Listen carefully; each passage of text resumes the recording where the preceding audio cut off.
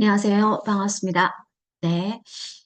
리아쌤의 인문고전 독서 수업, 네, 리아 북클럽에서 춘향전 읽고 있어요. 춘향전으로 오늘 이야기 나눠볼까 합니다. 네.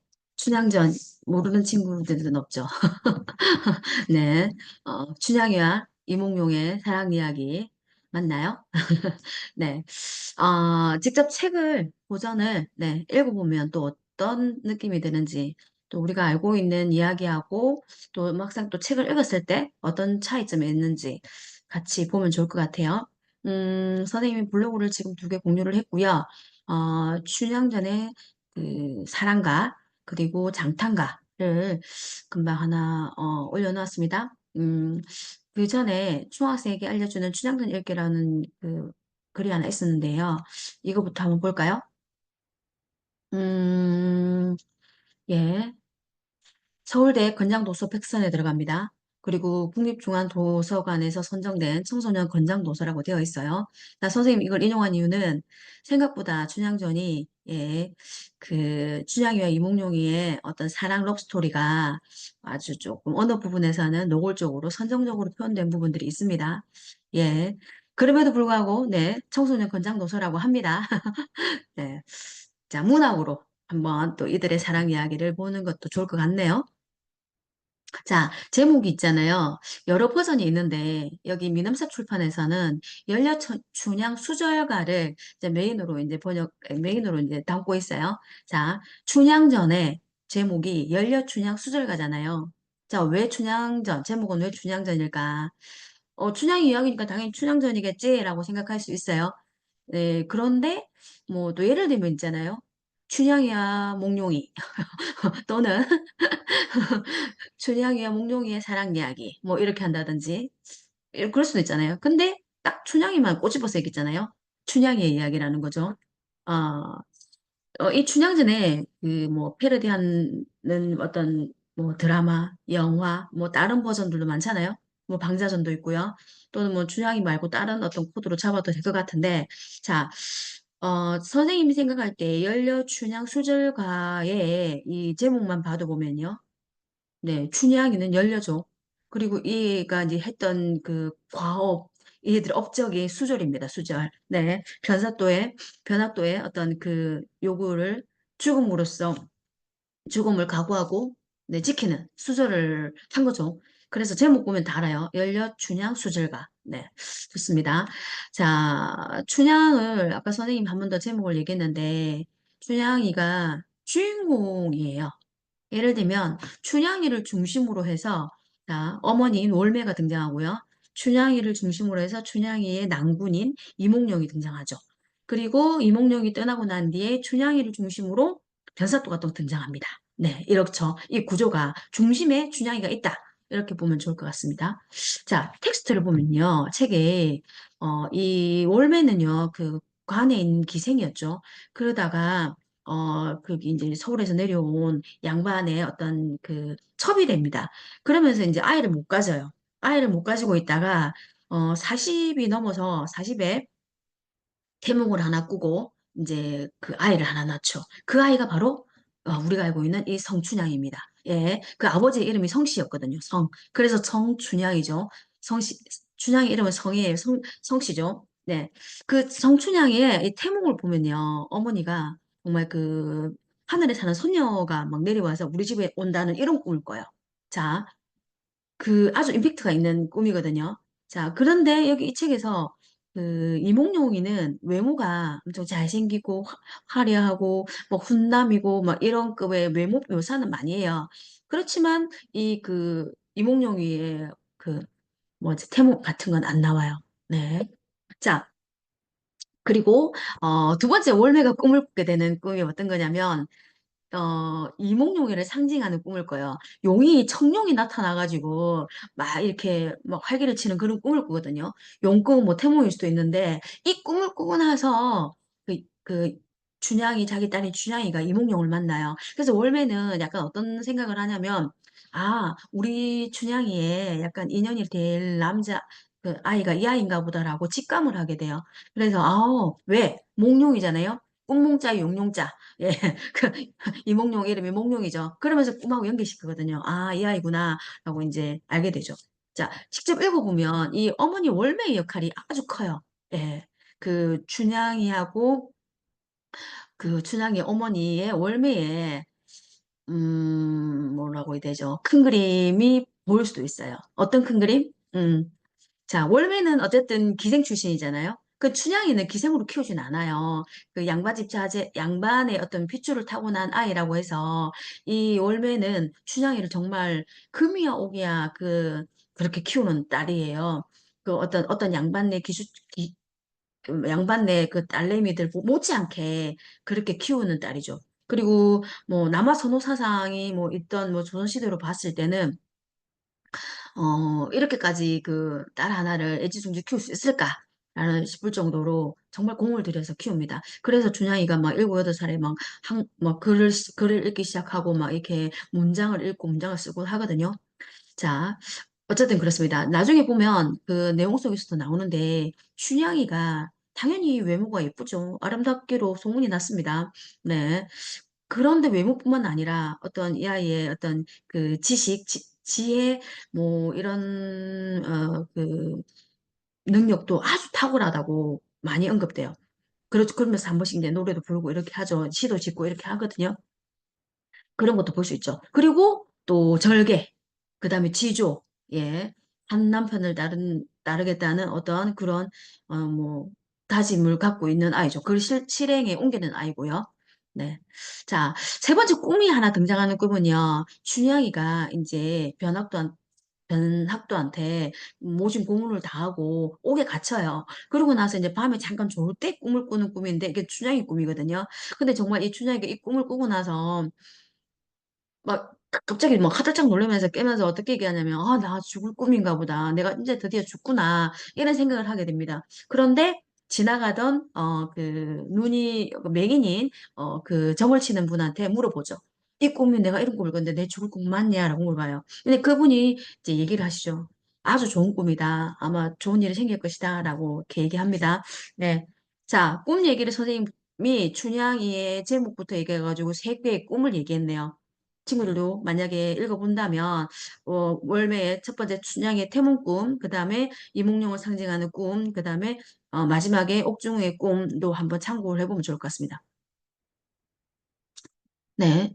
그리고 이 민음사에서는요, 기승전결. 우리가 보통 4단계의 그 스토리, 이야기 구조가 소설에서 나오잖아요. 첫 번째 이도련과의 만남, 사랑이고요. 그 다음에 이 사랑이 정말 짧아요. 정말 눈 깜짝 사이 지나가죠. 그리고 이별. 자, 이별하게 되는 이야기. 그리고 변학도의 부인과 수청 거부로 인해서 준하이가 고난을 당하는 세팅. 그리고 이제 다시 만나고 재회하고 의사출두하는 과정. 결국은 이 준양전은 해피엔딩으로 끝나게 되죠.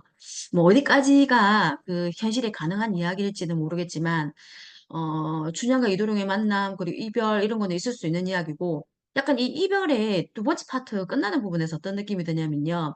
하나의 스토리 이야기가 딱 끝이 약간 나는 느낌이 들어요. 여기서 마무리해도 될 것 같은 느낌. 그런데 뭐 예를 들면 그래서 이들은 나중에 어떻게 되었을까?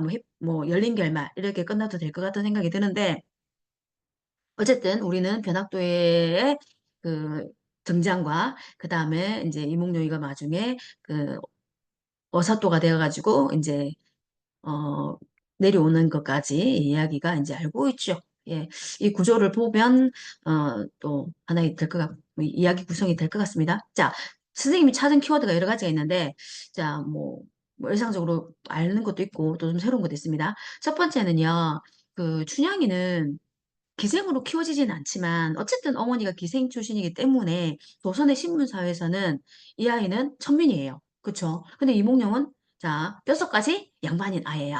자, 이들의 이야기. 걔그 신분을 차이를 극복한 사람 이야기. 신데렐라 백설공주. 백마탄 왕자님.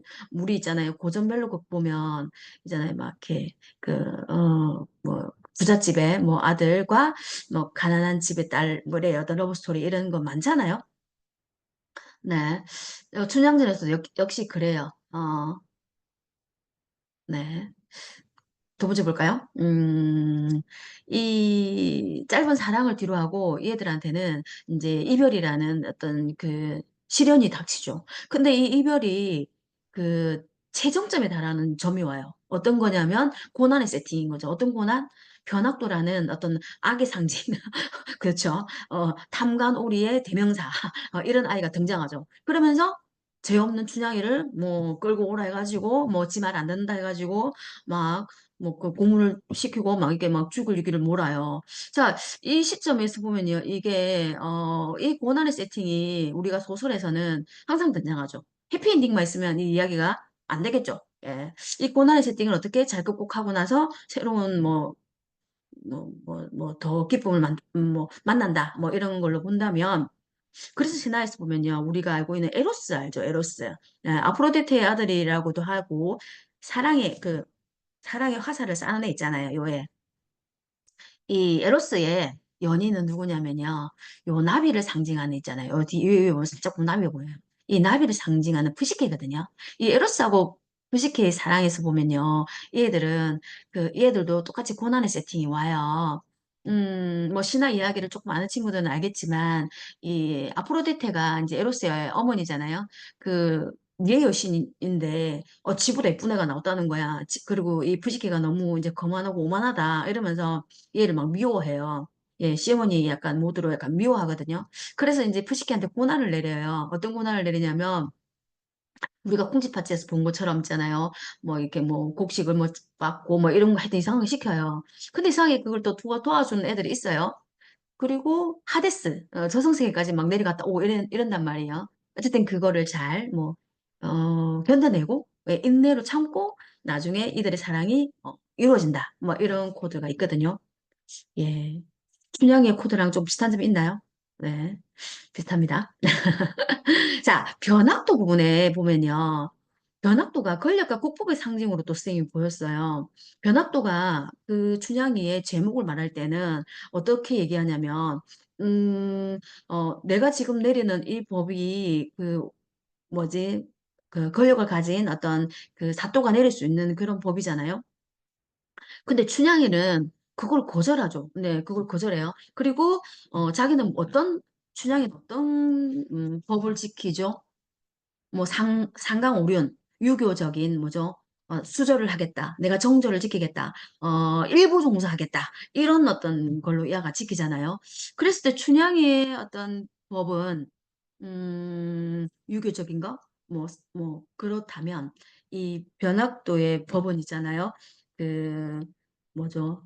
국법이라고 해야 되나요? 어떤 권력을 가진 법, 뭐 이렇게 보일 수 있겠죠. 네, 재밌어요. 이 부분 재밌죠? 네, 선생님이 지금 책에서 어떤 구절이 한번 떠오르기도 하는데, 그, 춘향이가 그 곤장을 막 25대나 맞아요. 곤장을 25 맞으면 엄청 그 정말 큰 형벌이잖아요. 피가 막 철철 나고 막 이랬다는 얘기가 나오면서 춘향이가 나중에 장탄가를 부르거든요. 이 장탄가를 부르는 장면이 인상적인데, 음, 사또가 어떤 말을 하냐면요. 선생님 페이지로 113페이지 이런 말을 합니다. 인연 들으라. 모방과 대역하는 죄는 능지처참하고 관장을 조롱하는 죄는 율법에 적혀 있고 관장을 거역하는 죄는 엄한 형벌과 함께 기형을 보내느니라. 죽는다고 서로 말하라. 이렇게 또 얘기하는 거예요. 그러니까 춘향이가 알았으면 뭐라고 얘기하냐면 유본이 급탄하는 것은 죄 아니고 무엇이야? 라고 소리를 지르죠. 예. 자, 선생님이 여기서 이제 본 거는 국법대 간습법과 관련되어 있는 안티고네가 떠올랐어요. 네. 그, 소포클레스 비극에서 보면요. 오이디푸스, 네. 안티고네의 아버지가 오이디푸스죠. 오이디푸스 3부작이 있는데, 그 오이디푸스의 이제 딸인 안티고네가 이제 있어요. 이 안티고네는 자기 삼촌인 클레온이, 자기 그, 정, 정치적 싸움을 하면서 이제 오빠들이 희생되고 죽거든요. 그랬을 때 이 오빠의 그 시신을 매장하지 말라는 국법을 내려요. 그때는 이제 지 말이 법이니까 클레온이 그런 법을 내리거든요. 자, 그 서양 세계에서는 그 죽은 시신을 매장하지 않고 장례 치르지 않으면 저승의 하데스로 못 간다는 그런 그 법이 있어요. 그렇기 때문에 이거는 그 전쟁 중에도 얘들은 잠시 쉬면서 서로 시신 매장하는 시기도 막 갖고 이러거든요. 그만큼 중요한 건데, 자, 안티고네는 그 클레온이 내린 국법을 어기고 오빠의 시신을 매장해주는 선택을 하죠. 그러면 이제 안티고네가 선택한 법은 어떤 법이냐? 어, 관습, 그 그리스인들의 관습이라든지 자기들이 의례 지켜야 할 그런 법이라고 볼 수 있는 거죠. 예. 변학도가 말한 법과 춘향이 말한 법.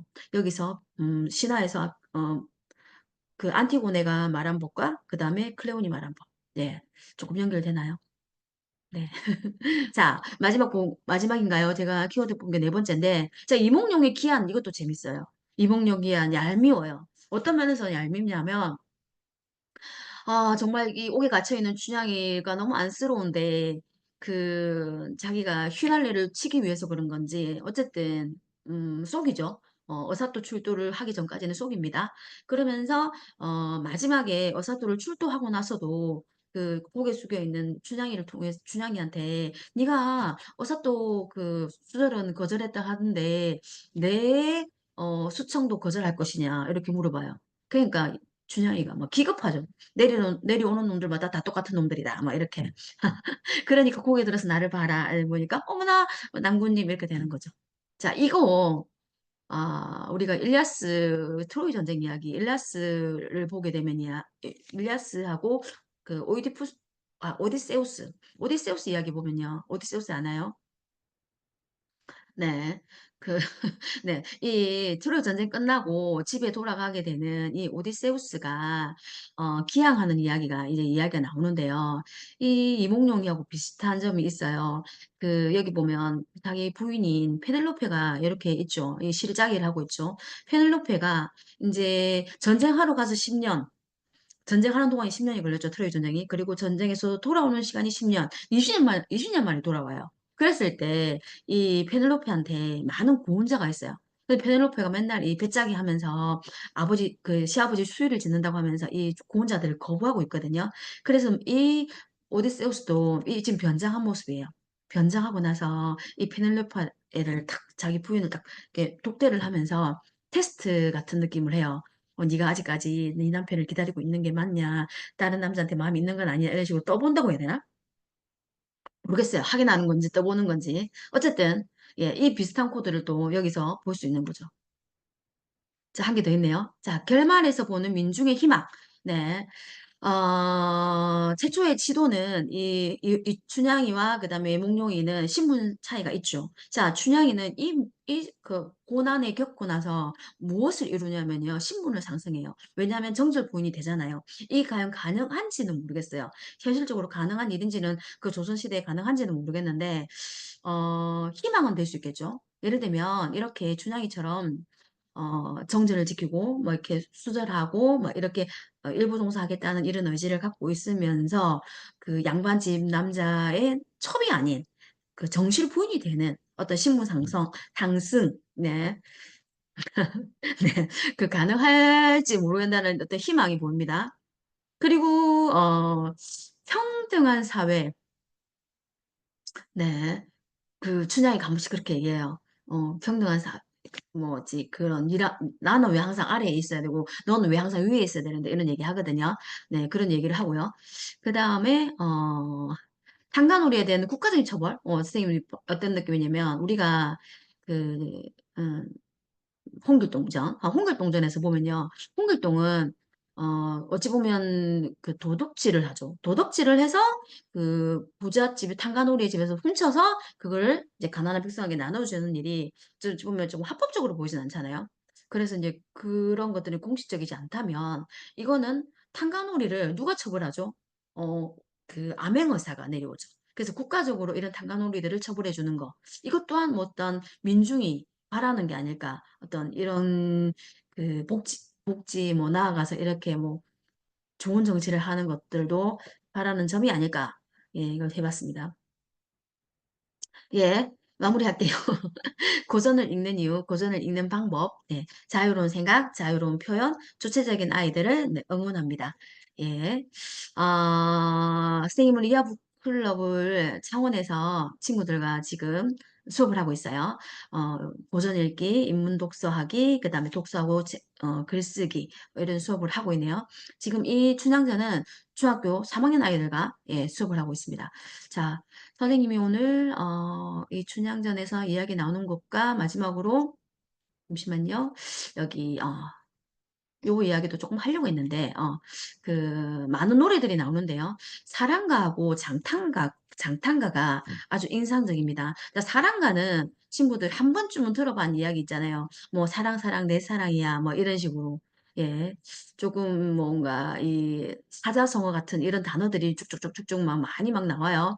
그러면서 어와둥둥 내 사랑, 어와 내 간간 내 사랑이구나. 이런 얘기를 하죠. 네. 자, 음, 자, 한번 참고해서 이런 사랑가를 한번 보시면 좋을 것 같습니다. 지금 선생님 수업하고 있는 친구들, 네, 예, 중학교 3학년 지금 반송여중 아이들 2명 수업이에요. 네, 책이 찾은 구절과 질문 만들기로 수업을 나눴습니다. 음, 그리고 이 장탄가는 그 옥중에서 그 춘향이가 자기 신세를 한탄하면서 부르는 노래예요. 정말 구구절절해요. 그 이몽룡을 그리워하는 마음, 내가 이렇게 지금 이렇게 이런 고통을 당하면서 죽게 되겠다는 어떤 뭐지, 원망, 뭐 분노, 서러움 뭐 이런 것들이 다 이렇게 녹아져 있죠. 네. 예. 그리고 그 이몽룡이를 그리워하면서 그래도 한 가닥 그 이제 기대를 하고 있는 모습도 볼 수 있습니다. 네. 이런 부분도 참고해서 보면 좋을 것 같네요. 자, 오늘 춘향전 오늘 여기까지 마무리하겠습니다. 네, 다음에 또 영상으로 만날게요. 감사합니다.